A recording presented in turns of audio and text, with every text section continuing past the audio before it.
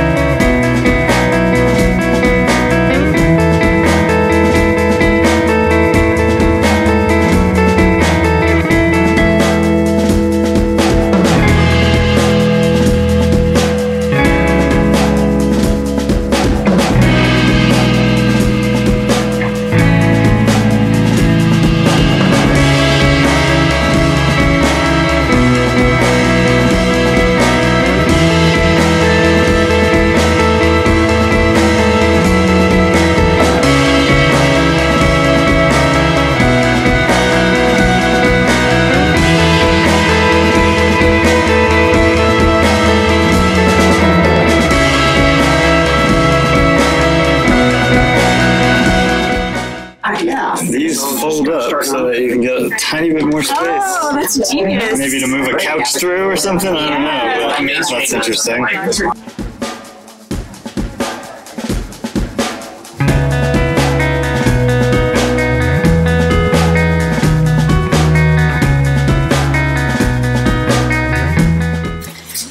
I mean, that's the risk you take. Kind of how it is. I feel like this area is pretty friendly. So I wouldn't. You could live in a place that's where that's a big issue. Making sure your neighbors are all on board is really important. It's almost all complaint driven. If there was someone who your neighbors are like, I don't like that tiny house being there, no one's going to come check you out if you're in a place like this that's out of the way unless it's I can just say that I've talked to the zoning department. They're trying to make this stuff legal. They really don't want to bust people. They're trapped by their own laws right now. Yeah. They fired most of the bullies in the department in 2008. But if a neighbor comes by and forces their hand, they'll probably have to kick you out. Yeah, they do have laws they're supposed to enforce. Right. So it might have been over backwards. Yeah. And yeah, so I think here it's friendlier than like other places maybe. There's a legal way of doing it if you, mine is in an RV park and it's legal because I have a license plate on mine and the DMV registered it as a park model. Yeah, so that's great. If it's produced by someone who's licensed as an RV manufacturer, then you do have some more options because it's legally an RV, so you can park in places like mobile home parks or RV parks, basically. Yeah. Yeah. How hard was it to get it to this particular site? It looks a little so the way that the cars are parked, I mean, we had to bring the house all the way around. We had to have someone come over. Fortunately, we had a neighbor who's a tree trimmer and like literally cut back all these trees. We had to move a huge pile of concrete blocks and completely take down a shed and then reassemble it. Well, so we're not eager to get out of here. There's a lot of work. The truck died as we got it this very spot. We were going to adjust it a little bit. Yeah, we kind of like changed the angles, but the truck just came out. So, now that you lived here for a while, is there anything you wish you would have done different or better? There's like, we joke about the fact that we haven't found anything wrong with it, but there's one thing which honestly discovered, which is so funny. It's a funny joke. Yeah, do you want to explain? The light switch? Yeah. There's one extra light switch that doesn't do anything. That's the only thing so far that I've found that he didn't meticulously I put in separate switches for the fan because I thought the light and the fan could be wired separately, but it was on the same circuit. So I wanted to have light and fan separate switches. Couldn't do it. So I have an extra switch. Well, just a question on the outside. I mean, you have the wood and then the sort of the metal panels. Was that for aesthetics or was it actually a design consideration? It was entirely aesthetic. I thought if the whole thing was cedar, it's just like a little bit too much of the same. Just I wanted it to be a little more modern looking, and just kind of broke up the dimensions of it. Just changed the way it looked here. So it no problems. It's all tempered glass, so you pay more. You can pay up to 20% more. Something depends on tempered glass, which is, I don't want to get into the details, but it's made in such a way where it's a lot stronger, a lot less likely to break.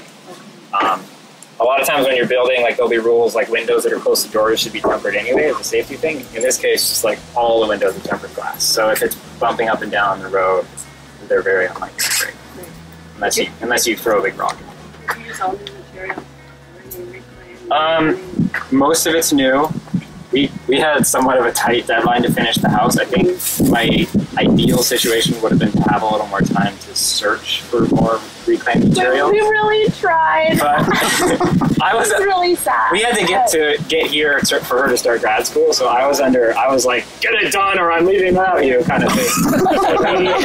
So in most cases, I went with what I could find locally that was good. I also, to be honest, just had really, like, as a designer, I was really concerned with how it looked, and I had really, like, high standards. High standards, and so I wasn't going to use something, reuse something just because I could save a little bit of money, unless it was just right, unless it was what I wanted. Right aesthetic. So if I found something like that, great. If I didn't, then I just bought what I knew I really wanted. Because in the long run, I'm hoping to have this for a while, and I don't want it to be, like, upset by my choices later that it didn't just get what I wanted. Yeah. So almost the entire tree, it's not recycled, but it's completely sustainable. Because it's just a dead tree that they can't sell as normal lumber because most people don't like the discoloration. I find it incredible, so took advantage of that. But so there are definitely a lot of kind of sustainable materials used, but they're not necessarily recycled. Do you know what the total budget was for the house? And then just your time? Mostly my labor. I did hire people for a few other things, but the majority of the work was my own. Do you know what the budget was with the electrical contractor and things like that? I have a spreadsheet, but no, not stuff. But how many hours did you put in? I didn't keep track. I just didn't even think to keep track, but I could probably estimate it. Just too many people. Even when I was, how long did you feel like you went from to actually starting? I mean, it's a gradual process. I found tiny houses online, and I was like, oh, this is really cool, and I was like, I need to do something like this. I didn't get really serious about it until I went to a little quick one-day workshop put on by Portland Alternative Dwellings up in Portland. And after coming back from that, I'm like, yeah, this is possible. I'm going to do it. Like, that's what made me, know for sure that it was going to happen. That was in November. So the total process was like November. It was about a year if you count. 7 months of building and then 5 months prior. So 5 months deciding you're going to do it, prepping. Yeah. And then What kind of insulation do you use? It's a closed cell spray foam, which is pretty much not the absolute, but almost the highest R value per inch that you can get. And since it's only 2x4 walls, you need to kind of maximize that. Assuming in this climate, not so much. You can use just about anything here. But if you have more temperature extremes, I wasn't sure we were going to live, so I wanted it really well insulated. And did you use a heater in the winter here in Sonoma County? Yeah. I'll show you that when you're inside. It's a simple little wall-mounted heater. Okay. And then another tiny little heater to warm up our feet in the bathroom. We drove it out here through snow and ice storms. It was very cold, so it's been through a lot of climate. Yeah. It could definitely handle a colder climate if we decided to. You actually built it at? I made a deal with someone in my hometown where I was living to barter some web design work for use of an indoor warehouse space for 3 months. So during the rainy spring months, I had an indoor place to build. Nice. So I got the kind of shell done, so it was fairly done. I mean, there was still some siding to go on the exterior, but it was protected from the rain. Then moved outside and finished the rest of it outside next to a guy's wood shop where the guy who helped me with a lot of the finish work, he had a big parking lot outside of his place and let me just park it there for like super tiny fee just to park it there.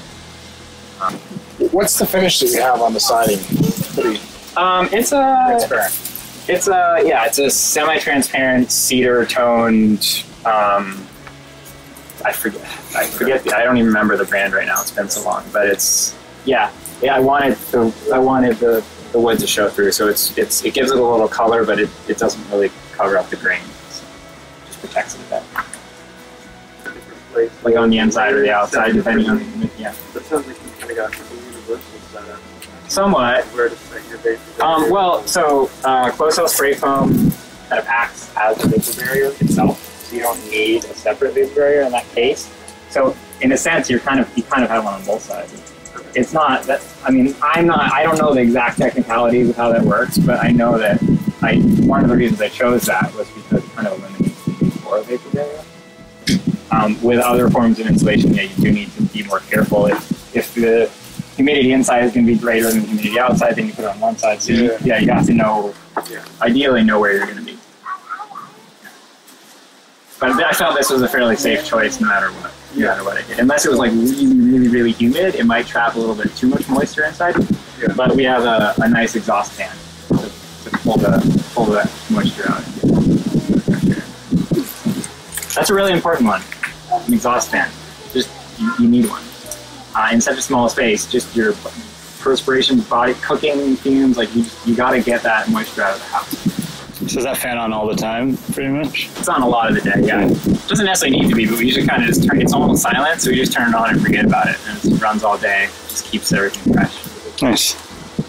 And for cooking, we have a propane range. So to get those combustibles out of the air as we're cooking, it's really important. Either that or you gotta have like a... Is the fan right above the stove? Is that, or is there another one? In the bathroom, but everything's so close together that... It does the trick? Yeah. Nice. It serves the whole house. So Alex, one more question. Yeah. With the roof, the pitch of the roof, I mean, could it go up in snow country? Would it be strong enough? It'd probably be okay. I designed it knowing we probably wouldn't live in a really snowy place, so that was just a choice I made, assuming that we wouldn't live in like high up in the mountains. If you really were thinking about snow loads, you probably would give it a greater pitch for that kind of environment. But that wasn't a big concern of mine. I just knew that like I can just eliminate that factor and just go with something that's low slope to maximize the space inside. Is your peak at about the legal limit? I think it's 2 inches below. It's about 13 feet 4 inches. It started out at the legal limit, but just because of the weight of the house sunk through the trailer a bit, so I think I gained 2 inches from the tires compressing. Nice. So yeah, I built to the exact limits. The house, as you can see, is supported by these heavy-duty jack stands on each corner. That one's the ground underneath. That one's shifting. But that, along with the tires, easily supports the weight of the house. Each of those are rated for like 6 tons. So this is like a kind of standard RV power, propane. They're 40-pound containers instead of like the small ones that you might see. They're 20 pounds. So they're a little harder to find in there. You can just fill them up any normal propane place. There's a place in Sebastian that does it. So when they're empty, you can pick it up. Oh yeah, they're pretty heavy when they're full. Like they're quite heavy. So it's like to get it up here actually. So I don't have to lift it quite as high, so I can like access that a little better. That's a good idea. Is that something you added later, or is that something you had anticipated? I anticipated. Oh man, that's pretty. I built this little like that. So, and that's just like a standard regulator. That's pretty simple. This is just a storage shed for like tools and all kinds of crap. Storage. This is my garage. It's like all like leftover building supplies and tools and paints. Did you find this was kind of tight for you as far as turn radius and stuff to have this far forward? It actually wasn't. I mean, I checked that. It depends. If you have a normal truck where it wasn't. If I built past this point, it could have been a problem. The only issue, if you have a normal truck, if you're trying to tow it with something with a really big bumper like a U-Haul truck, then you won't be able to do this. But if you have a normal pickup truck with like a normal hitch, like a ball mount that kind of sticks out a little bit, it gives you enough. Okay.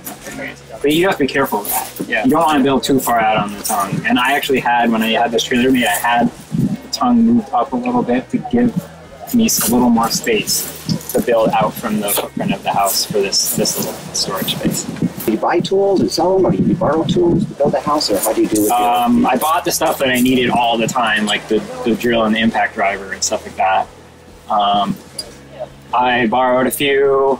When I was finishing out the interior, I had a wood shop basically that I could use, or I could use along with the carpenter that was helping me. So he had like a really nice table saw. So yeah, I got kind of lucky in that I had access to some of that stuff, especially later on. At the beginning, I was just making do with what I had.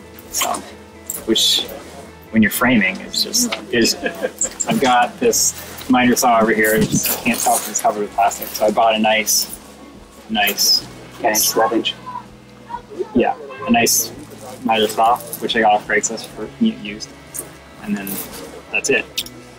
Good impact driver and started framing, and then I just found other stuff as I needed it. I borrowed stuff from. You use like pneumatic tools? I actually didn't use like everything. Almost everything is screwed, so I didn't use like a normal nail gun or anything like that, except for the flooring, because you have to use that. You know. How does it compare in weight to an RV of the same size? Definitely heavier than an RV of the same size. RVs are kind of light and flimsy.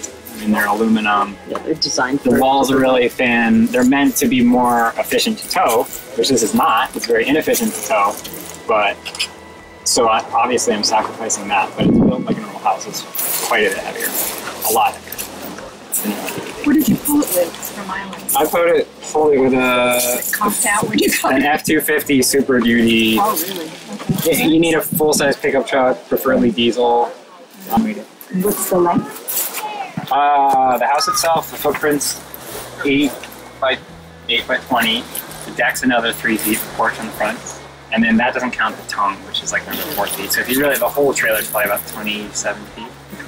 If you count it from here to the barn. Do you remember your gas bill for driving it out here? I didn't total it up. I mean, like, I kept receipts. It was I'm just guessing it was like 6 or 8 miles per gallon. Wow. Have you been here through winter yet? Like it rains? Oh yeah.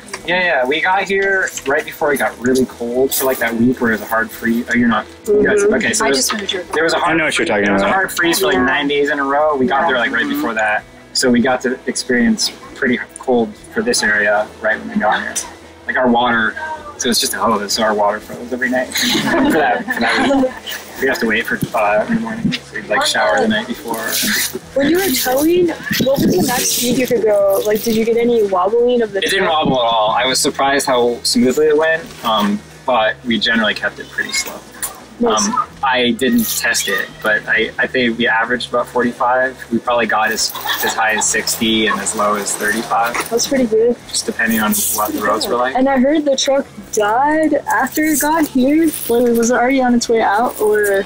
That's a whole other story. So it actually died in the Central Valley in Modesto. It blew a spark plug as we were towing it out here.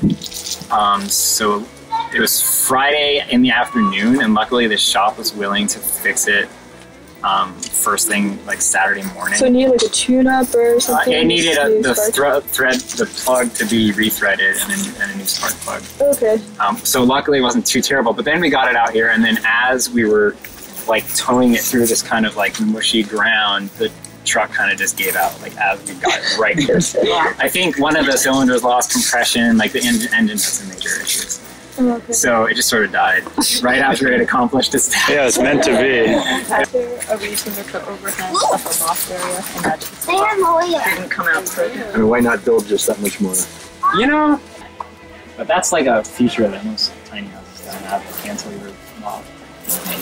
So I don't know. Again, that was a visual. That was just like, well, why don't people do things like this? It gives you all that storage space. Like that's where I put all my clothes, and if I didn't have that, I would have much less storage space. And with the shed style roof, everyone builds gabled roofs. I'm like, you're eliminating all of your interior space. Why would you do that? So that was just one of those things that I couldn't understand why everyone didn't maximize that space inside. It's less aerodynamic to tell. That probably caught a lot of air. But How many shows you do? Actually cover the window here? Were you concerned about the window? Yeah, I covered this, like, so it wouldn't get rocks in it, and I covered this window with plywood. That's what this room over there. And also the hitch, I noticed, is adjustable. Is that pretty standard, or do you find that was I don't know if it's standard. It's just what my trailer came with.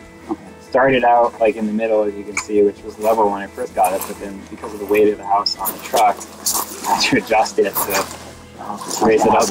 Yeah, so it was really nice. Did you have to specify that hitch for the kind of truck you had, or? Oh, this is pretty standard. The actual, It's a large one. Yeah. So what's the trailer actually? It's standard for this type of trailer, which is just like a heavy-duty flatbed, dual axle flatbed trailer. It's rated to tow at 10,000. So it's actually got two 6,000-ton axles, but the trailer itself weighs 2,000. But yeah, the trailer itself weighs about 2,000 pounds. Can you say again how you warm your water? Oh, yeah. It's easier to show you inside, but we have an propane on-demand water heater. So you just turn on the tap, it senses that you need hot water, it starts heating it for you. It's unlimited hot water. You can take showers there. What brand? Hours long. It's a Ream. There's tons of brands. They're all kind of similar, and there's actually more efficient ones out now. But I got a really good deal on this one. There's some now, they're like 95% efficiency, and this is like 80 something. But they can be kind of expensive, and they do require some maintenance. They need to be cleaned out every year or two. But it's a lot better than trying to put in some kind of actual hot water storage. It takes up more space and draws a lot more electricity. So any hot water heater, constantly keeping water hot, is going to draw a lot of electricity. Unless there are some RV heaters that are pretty efficient, but for me it was a no-brainer. Just do the propane on demand because I wanted a propane stove anyway. So you like 15 minutes beforehand? Oh no, it's immediate. The moment you turn on the water. It just takes about 15 seconds. Oh my god. Sometimes less. If it's already warm from before, it'll be almost instant. So you turn on the shower, and it's just like any shower. It takes a little while for the water to get hot. It comes right on. That's it. You don't need to do anything. Which is why I liked it. You're not roughing it. It's just like hot water whenever you want it. What brand would you get if you were to do it again? It doesn't matter. I would just get something locally, so I knew if wherever I was, I could have it serviced. Did you need a plumber to fit it in? I had a friend who was a plumber to help me, but basically you can do it all yourself if you know how to do the basic plumbing stuff. It wasn't like really complicated. So your plans look so complete. They look like you're going to be selling plans. I am selling them. Tiny-project.com. So many people asked for the plans. I'm like, okay. So I spent a lot of time, and I got someone to help me with some drafting, and just created them in a really nice format to sell. And there's a photo book too for sale, which just has like the entire construction process from start to finish. It's beautiful. Yeah, it's out here if you want to look at it. And there's a PDF version of that, which is a lot cheaper. What else? So with the tire covers are important because UV rays will break down the rubber tire pretty quickly. Yeah. Anyone who's an RV owner probably knows that. If you don't have RVs, that's a good thing to do once you have a car. This is the vent for the exhaust fan, which is in the bathroom because we have a bucket composting toilet. So we thought, well, we should probably exhaust the bathroom so it doesn't smell. It doesn't anyway. It's actually pretty much odorless, but that also exhausts kitchen cooking fumes. And I really recommend that particular one. It's a Panasonic Whisper Wall. It's more expensive than some of the other brands, but it's nearly silent and it's very reliable. It's worth spending some money on a good exhaust fan. because it's on almost all day every day. It's on right now. You can't hear it. So it's like we're still we don't use a lot of water, so it just, this grass is kind of green, but beyond that, it just kind of sinks in right there. It's a gray one. And, and we only use like biodegradable soaps. We don't use any harsh cleaners or anything, so it's really safe. Just like if you had a septic. Yeah, but we're probably even more conscious than that. I mean, it's like really, we have this like pretty bad natural cleaner because we're afraid to use anything with any like chemicals. That's good. Because I mean, if we're gonna be just draining on the ground, you got to be responsible. You can't just do whatever. And legally, we shouldn't be doing that. So at a very least, we got to be responsible about it. It's better for your air quality in a small place like that too, to not using chemicals. You don't want to like use bleach in the house and then. So that's renewable when you travel. Yeah, I could actually. It's not even glued in. It's all the plumbing. I didn't know where we were gonna live. I didn't want things to freeze, so almost all the plumbing is inside the inside space. And just has 2 outlets that are connected to each other. That's it. So it's like very simple plumbing on the exterior. So there's John, you asked him what did they use. There's a trade-off to that.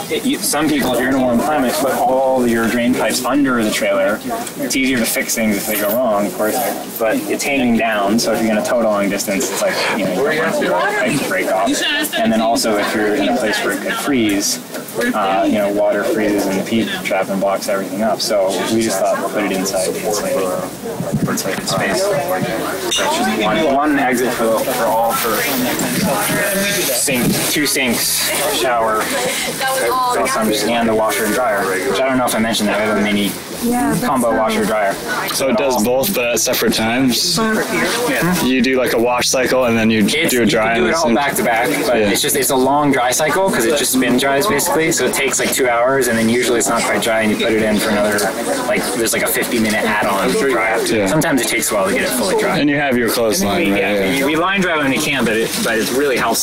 Like we haven't made one trip to the laundromat, which is wonderful. Yeah. So I hate that. That's no fun. The biggest time waster for me is sitting in a laundromat. So I thought that's an appliance worth having, so we just designed it. Is that electric?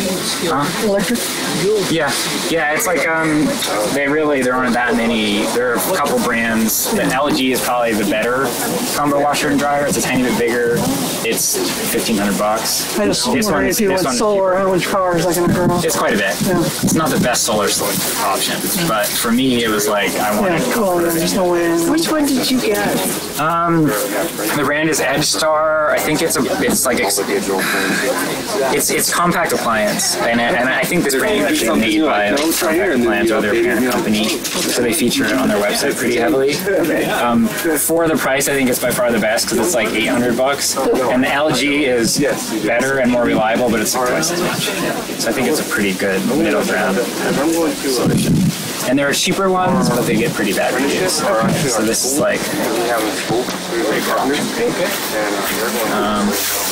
yeah, that's pretty much it.